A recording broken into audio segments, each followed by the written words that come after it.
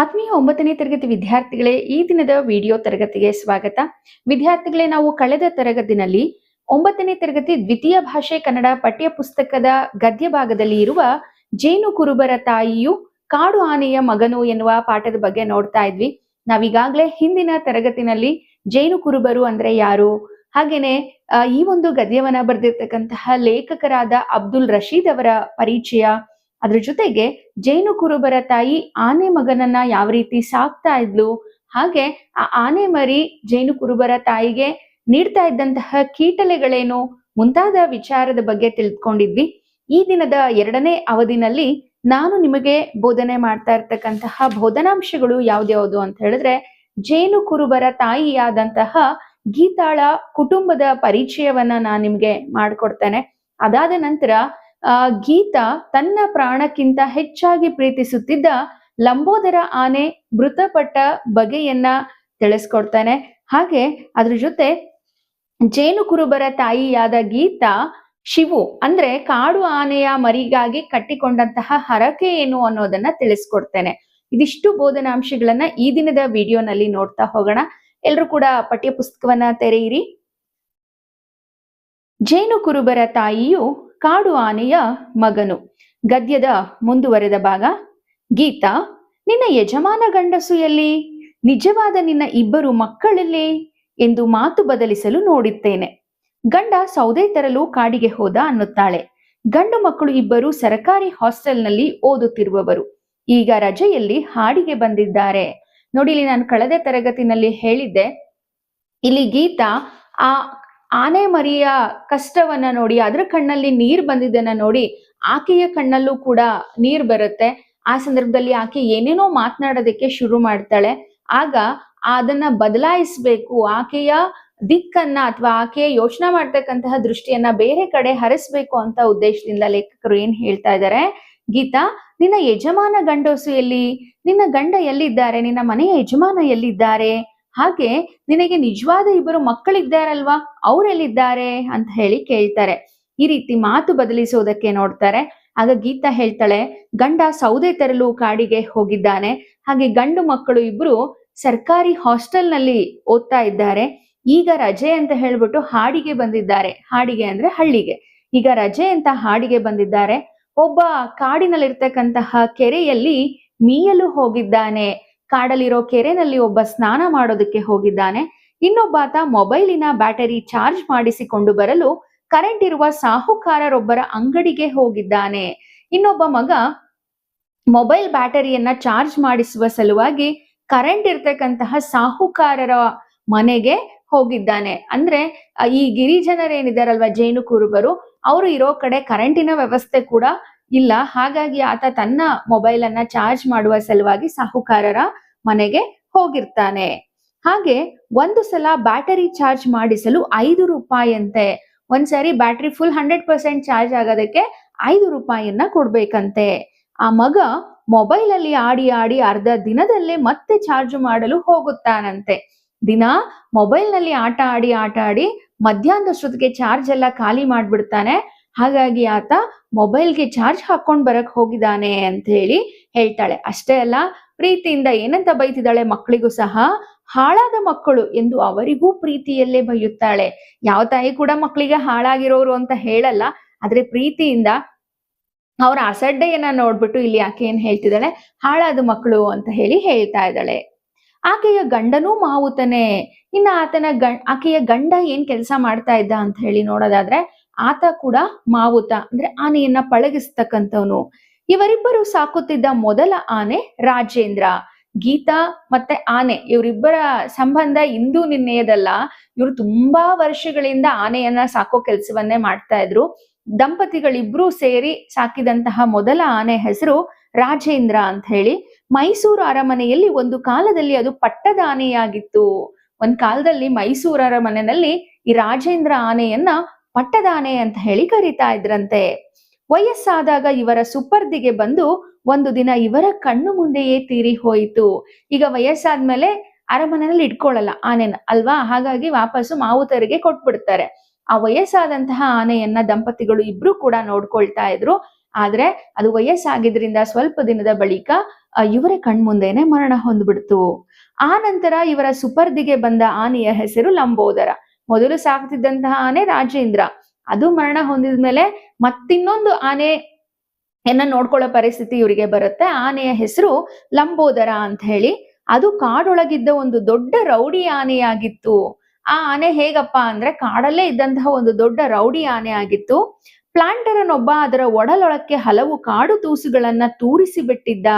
ಒಬ್ಬ ಪ್ಲಾಂಟರ್ ಅಂತ ಹೇಳಿದ್ರೆ ಒಬ್ಬ ತೋಟದ ಒಡೆಯ ಏನ್ ಮಾಡಿದ್ದ ಅಂದ್ರೆ ಅದರ ಶರೀರದ ಒಳಗೆ ಹಲವು ಕಾಡು ತೂಸು ಅಂದ್ರೆ ಈಗ ಬಂದೂಕಿನ ಒಳಗಡೆ ಒಂದು ಕೊಳವೆಯನ್ನ ಹಾಕಿ ಮದ್ದನ್ನ ಫಿಲ್ ಮಾಡ್ತಾರೆ, ಅದನ್ನ ಕಾಡು ತೂಸು ಅಂತ ಹೇಳಿ ಕರೀತಾರೆ. ಆ ಕಾಡು ತೂಸನ್ನ ತೂರಿಸ್ಬಿಟ್ಟಿದ್ನಂತೆ. ಆಮೇಲೆ ಅದನ್ನ ಹಿಡಿದು ಪಳಗಿಸಿ ಇವರಿಬ್ಬರ ಸುಪರ್ದಿಗೆ ವಹಿಸಿದರು. ಆಮೇಲೆ ಆ ಆನೆಯನ್ನ ಹಿಡಿದು ಹೇಗೋ ಅದನ್ನ ಪಳಗಿಸ್ಬಿಟ್ಟು ನಂತರ ಈ ದಂಪತಿಗಳಿಗೆ ಆನೆಯನ್ನ ಕೊಡ್ತಾರೆ. ಸಾಯುವವರೆಗೆ ಹೊಟ್ಟೆಯೊಳಗಿದ್ದ ಕಾಡು ತೂಸುಗಳಿಂದಾಗಿ ನರಳುತ್ತಾ ಬದುಕಿದ್ದ ಲಂಬೋದರ ಒಂದು ದಿನ ತಾನು ರೊಣದಿಂದಾಗಿ ತೀರಿ ಹೋಗಿತ್ತು. ಆ ಏನು ಪ್ಲಾಂಟರು ಕಾಡು ತೂಸನ್ನ ಅದ್ರ ಶರೀರದೊಳಗೆ ಹಾಕ್ಬಿಟ್ಟಿದ್ನಲ್ವಾ, ಆ ಕೊಳವೆ ಅಲ್ಲೇ ಸೇರ್ಕೊಂಡ್ಬಿಟ್ಟಿತ್ತು. ಅದು ದಿನ ನೋವಿನಿಂದ ನರಳಾಟವನ್ನ ಅನುಭವಿಸ್ತಾ ಇತ್ತು. ಆ ಗಾಯ ಏನಿತ್ತಲ್ವಾ ಅದು ಹುಣ್ಣಾಗ್ಬಿಟ್ಟಿತ್ತು ರೊಣದಿಂದಾಗಿ. ವ್ರಣ ಅಂತ ಹೇಳಿದ್ರೆ ಗಾಯ ಅಥವಾ ಹುಣ್ಣು. ಆ ಹುಣ್ಣಿನಿಂದ ಗಾಯದಿಂದ ನೋವನ್ನ ತಡೆಯಲಾರದೆ ಆ ಆನೆ ಕೂಡ ಸ್ವಲ್ಪ ದಿನ ಇದ್ದು ಮರಣವನ್ನ ಹೊಂದಿತು. ನಂತರ ಈ ಆನೆ ತೀರಿ ಹೋದಾಗ ಗೀತಾ ತಲೆಯ ಮೇಲೆ ಮಣ್ಣೆರಚಿ ಹುಚ್ಚಿಯಂತೆ ಹತ್ತಿದ್ದಳು. ನೋಡಿ, ಸಾಕದಂತ ಆನೆ ಎಲ್ಲ ಇದೇ ರೀತಿ ಸತ್ ಹೋದ್ರೆ ಬೇಜಾರಾಗತ್ತಲ್ವಾ, ಅದೇ ರೀತಿ ಈ ಆನೆ ಸತ್ತೋದಾಗ ಆಕೆ ಹುಚ್ಚಿ ತರ ಮಣ್ಣೆರ್ಚ್ಕೊಂಡ್ಬಿಟ್ಟು ಹತ್ತಿದ್ಲಂತೆ. ದೇವರೇ, ಈ ಕೆಟ್ಟ ಮನುಷ್ಯರಿಂದ ಆನೆಗಳನ್ನ ಕಾಡು ಕುರುಬರನ್ನ ಕಾಪಾಡು ಏನಂತ ಬೇಡ್ಕೊಂಡಿಲ್ಲಂತೆ. ದೇವ್ರೆ, ಪ್ರಪಂಚದಲ್ಲಿ ಎಷ್ಟು ಕೆಟ್ಟ ಮನುಷ್ಯರಿದ್ದಾರೆ, ಅವರಿಂದ ಈ ಪಾಪ ಕಾಡು ಆನೆಗಳನ್ನ ಹಾಗೆ ನಮ್ಮಂತಹ ಕಾಡು ಜನರನ್ನ ಕಾಪಾಡು ಅಂತ ಹೇಳಿ ಬೇಡ್ಕೊಂಡಿದ್ಲಂತೆ ಎಂದು ಅಲ್ಲಿ ನೆರೆದವರಿಗೆಲ್ಲ ಹಿಡಿ ಶಾಪ ಹಾಕಿದ್ದಳು. ಆನೆ ಸತ್ತಿದೆ ಅಂತ ಹೇಳಿ ನೋಡಕ್ ಬಂದಿದ್ರಲ್ಲ, ಅವ್ರ ಎದುರಿಗೇನೆ ಈಕೆ ಹಿಡಿ ಶಾಪವನ್ನ ಹಾಕಿದ್ಲಂತೆ. ನೀವು ಚೆನ್ನಾಗಿ ನೋಡಿಕೊಂಡಿಲ್ಲ, ಅದಕ್ಕಾಗಿ ಲಂಬೋದರ ಸತ್ತು ಹೋದ ಅಂತ ಯಾರೋ ಬೈದಿದ್ದಾರಂತೆ. ಆಗ ಯಾರೋ ಹೇಳಿದ್ರಂತೆ, ಲಂಬೋದರ ಸಾಯೋದಕ್ಕೆ ಕಾರಣ ನೀವು ಆನೆನ ಚೆನ್ನಾಗಿ ನೋಡ್ಕೊಂಡಿಲ್ಲ, ಅದಕ್ಕೆ ಲಂಬೋದರ ಸತ್ತು ಹೋಗಿದ್ದಾನೆ ಅಂತ ಹೇಳಿ ಯಾರೋ ಹೇಳಿದ್ರಂತೆ. ಹಾಗಾಗಿ ಮೊದ್ಲೇ ಆನೆಯನ್ನ ಕಳ್ಕೊಂಡಂತಹ ದುಃಖ ಇತ್ತು, ಆದ್ರೆ ಯಾರೋ ಈ ರೀತಿ ಬಂದು ಹೇಳಿದಾಗ ಆ ದುಃಖ ಇನ್ನ ಜಾಸ್ತಿ ಆಗೋಯ್ತಂತೆ, ದುಃಖ ಇನ್ನ ಉಮ್ಮಳಿಸಿತಂತೆ. ಮೊನ್ನೆ ಇದನ್ನೆಲ್ಲ ಹೇಳುವಾಗ ಅವಳಿಗೆ ಇನ್ನೊಮ್ಮೆ ದುಃಖ ಉಮ್ಮಳಿಸಿ ಬಂದು ಎಲ್ಲರಿಗೂ ಇನ್ನೊಮ್ಮೆ ಶಾಪ ಹಾಕಿದಳು. ಇದನ್ನ ಲೇಖಕರ ಬಳಿ ಹಂಚ್ಕೊಳ್ತಾ ಇದ್ದಾಳೆ. ಆ ಸಂದರ್ಭದಲ್ಲಿ ಹಳೆಯ ಘಟನೆಗಳನ್ನ ನೆನ್ಪು ಮಾಡ್ಕೊಂಡು ಅವಳಿಗೆ ಮತ್ತೆ ಕಣ್ಣಂಚಿನಲ್ಲಿ ನೀರ್ ಬರುತ್ತೆ. ಆಗ ಮತ್ತೆ ಆ ಹಳೆಯ ಘಟನೆಯನ್ನ ನೆನೆದು ಆ ಆನೆ ಸಾವಿಗೆ ಕಾರಣರಾದಂತವ್ರು ಎಲ್ರಿಗೂ ಕೂಡ ಹಿಡಿ ಶಾಪವನ್ನ ಹಾಕ್ತಾ ಇದ್ದಾಳೆ. ತನ್ನ ತುರುವನ್ನ ಎಳೆಯಲು ಬಂದ ಶಿವನ ಸೊಂಡಿಲಿಗೆ ಮುತ್ತಿಟ್ಟಳು. ನಾನು ಹೇಳಿದ್ನಲ್ಲ, ಆ ಶಿವು ಆನೆ ಏನಾದ್ರೂ ತರಲೆ ಮಾಡ್ತಾ ಇತ್ತು ಅಂತ ಹೇಳಿ ಆಕೆಯ ತುರುಬನ್ನ ಎಳೆಯೋದಕ್ಕೆ ಅಂತ ಹೇಳಿ ಬರುತ್ತೆ ಆನೆ. ಆಗ ಆನೆಯ ಸೊಂಡಿಲಿಗೆ ಮುತ್ತನ್ನ ಇಡ್ತಾಳೆ. ಎನ್ನ ಜೀವ ಹೋದರೂ ಸರಿಯೇ, ಈ ಶಿವನನ್ನ ಬೆಳೆಸಿ ದೊಡ್ಡ ಪಟ್ಟದಾನೆ ಮಾಡಿಯೇ ತಾನೂ ಜೀವ ಬಿಡುವುದು. ನೋಡಿ, ನನ್ನ ಆಸೆ ಏನು ಅಂತ ಹೇಳಿದ್ರೆ, ನನ್ ಜೀವ ಹೋದ್ರೂ ಸರಿನೇ, ನಾನು ಈ ಶಿವು ಆನೆ ಏನಿದೆಯಲ್ವಾ ಇದನ್ನ ಬೆಳೆಸಿ ದೊಡ್ಡವನಾಗಿ ಮಾಡಿ ಇದನ್ನ ಒಂದು ಪಟ್ಟದಾನೆ ಮಾಡ್ತೀನಿ, ಆಗ್ಲೇನೆ ನನಗೆ ಸಮಾಧಾನ, ಅಲ್ಲಿ ತನಕ ನನಗೆ ಸಮಾಧಾನ ಆಗಲ್ಲ ಅಂತ ಹೇಳಿ ಕಣ್ಣಲ್ಲಿ ನೀರನ್ನ ಹಾಕ್ತಾ ಪ್ರೀತಿಯಿಂದ ನಗ್ತಾಳೆ. ಆಮೇಲೆ ಮತ್ತೊಂದು ಮಾತನ್ನ ಹೇಳ್ತಿದ್ದಾಳೆ. ನನಗೊಂದು ಗುಟ್ಟು ಹೇಳಿದಳು. ಏನದು ಅಂತ ಹೇಳಿದ್ರೆ, ಈ ಶಿವನಿಗಾಗಿ ಅವಳು ಜೇನು ಕುರುಬರ ದೇವರು ಅಮ್ಮಾಳಮ್ಮಳ ಬಳಿ ಹರಕೆ ಹಾಕಿಕೊಂಡಿರುವ ಗುಟ್ಟು. ಹಾಗೆ ಲೇಖಕರ ಬಳಿ ಇನ್ನೊಂದು ವಿಷಯವನ್ನ ಹೇಳ್ತಿದ್ದಾಳೆ ಗೀತಾ. ಏನದು ಅಂತ ಹೇಳಿದ್ರೆ, ಈ ಶಿವು ಆನೆಯ ಸಲುವಾಗಿ ಆಕೆ ಕಾಡು ಕುರುಬರ ದೇವರಾದಂತಹ ಅಮ್ಮಾಳಮ್ಮ ಅಂತ ಹೇಳಿ ಆ ದೇವರ ಬಳಿ ಈಕೆ ಒಂದು ಹರಕೆಯನ್ನ ಕೂಡ ಕಟ್ಟಿಕೊಂಡಿದ್ದಾಳೆ. ಇಲ್ಲಿ ಕಾವೇರಿ ನದಿಯ ತೀರದಲ್ಲಿ ಕಾಡಿನೊಳಗೆ ಅಮ್ಮಾಳಮ್ಮ ದೇವತೆ ಇರುವಳು. ಅಮ್ಮಾಳಮ್ಮ ಎಲ್ಲಿದ್ದಾರೆ ಅಂತ ಹೇಳಿದ್ರೆ, ಇಲ್ಲೇ ಕಾವೇರಿ ನದಿಯ ದಡದಲ್ಲಿ ಕಾಡಿನ ಒಳಗೆ ಆ ದೇವತೆ ನೆಲೆಸಿದ್ದಾಳೆ. ಅವಳು ಒಳ್ಳೆಯವರಿಗೆ ಒಳ್ಳೆಯವಳು. ಅಂದ್ರೆ ಯಾವ ಜನ ಒಳ್ಳೆಯವ್ರು ಇರ್ತಾರೋ ಅವ್ರಿಗೆ ಒಳ್ಳೇದ್ ಮಾಡ್ತಾಳೆ, ಯಾವ ಜನ ಕೆಟ್ಟವ್ರು ಇರ್ತಾರೋ ಅವ್ರಿಗೆ ಕೆಟ್ಟದ್ದನ್ನೇ ಮಾಡ್ತಾಳೆ. ಅವಳು ಒಳ್ಳೆಯವರಿಗೆ ಒಳ್ಳೆಯ ದೇವರು, ಕೆಟ್ಟವರಿಗೆ ತೀರಾ ಕೆಟ್ಟವಳು. ಅವಳ ಬಳಿ ಇವಳು ಒಬ್ಬಳೇ ಹೋಗಿ ಈ ಆನೆ ಮಗನನ್ನ ಬದುಕಿಸಿ ದೊಡ್ಡವನನ್ನಾಗಿ ಮಾಡಲು ಬಿಡು, ದೊಡ್ಡದೊಂದು ಹರಕೆ ತೀರಿಸುವೆನು ಎಂದಿರುವಳಂತೆ. ನೋಡಿ, ಆ ದೇವಸ್ಥಾನಕ್ಕೆ ಹೋಗ್ಬಿಟ್ಟು ಇವಳು ಏನಂತ ಹರಕೆ ಕಟ್ಟಿದಾಳೆ ಅಂದ್ರೆ, ಈ ಶಿವು ಆನೆ ಮರಿ ಇದೆಯಲ್ವಾ ಇದು ಬೆಳೆದು ದೊಡ್ಡದಾಗಿ ಪಟ್ಟದಾನೆ ಆಗೋ ತನಕ ಇದಕ್ಕೆ ಯಾವುದೇ ರೀತಿ ತೊಂದರೆ ಕೊಡ್ಬೇಡ ಅಂತ ಹೇಳಿ ಒಂದು ದೊಡ್ಡ ಹರಕೆಯನ್ನ ಕಟ್ಬಿಟ್ಟಿದಾಳಂತೆ. ಆ ದೊಡ್ಡ ಹರಕೆ ಏನು ಅಂತ ಹೇಳಿ ಯಾರಿಗೂ ಹೇಳದೆ ತನ್ನೊಳಗೆ ಬಚ್ಚಿಕೊಂಡಿರುವಳು. ಅಂದ್ರೆ ಶಿವು ಪಟ್ಟದಾನೆ ಆಗೋ ತನಕ ಬೆಳೆದ್ರೆ ನಾನು ಒಂದ್ ಹರಕೆ ತೀರಿಸ್ತೀನಿ ಅಂತ ಹರಕೆ ಕಟ್ಕೊಂಡಿದ್ದಾಳೆ. ಆದ್ರೆ ಏನಪ್ಪಾ ಆ ಹರಕೆ? ಅದು ದೊಡ್ಡ ಹರಕೆ. ಆದ್ರೆ ಆ ಹರಕೆ ಏನು ಅಂತ ಹೇಳಿ ಇದುವರೆಗೂ ಆಕೆ ಯಾರ ಹತ್ರನೂ ಬಾಯಿ ಬಿಟ್ಟಿಲ್ಲ. ಆಗ ಲೇಖಕರು ಕೂಡ ಹೇಳಿದ್ರಂತೆ, ಹೇಳಬೇಡ ಪರವಾಗಿಲ್ಲ, ಶಿವ ಬದುಕಿ ದೊಡ್ಡವನಾದರೆ ಹರಕೆ ತೀರಿಸುವಾಗ ನಾನು ಬರುವೆ ಎಂದು ಹೇಳಿ ಬಂದಿರುವೆ. ಆಗ ಲೇಖಕ ಹೇಳಿದ್ರಂತೆ, ಸರಿ ನೀನ್ ಹರಕೆ ಹೇಳಿಲ್ಲ ಅಂದ್ರೂ ಪರವಾಗಿಲ್ಲ, ಶಿವ ಬೆಳೆದು ದೊಡ್ಡವನಾಗ್ತಾನಲ್ಲ, ಆಗ ನೀನು ಹರಕೆ ತೀರ್ಸೋಕ್ ಹೋಗ್ತೀಯ ತಾನೆ, ಅವಾಗ ನಾನು ಬರ್ತೀನಿ ಅಂತ ಇವರು ಹೇಳಿದ್ರಂತೆ.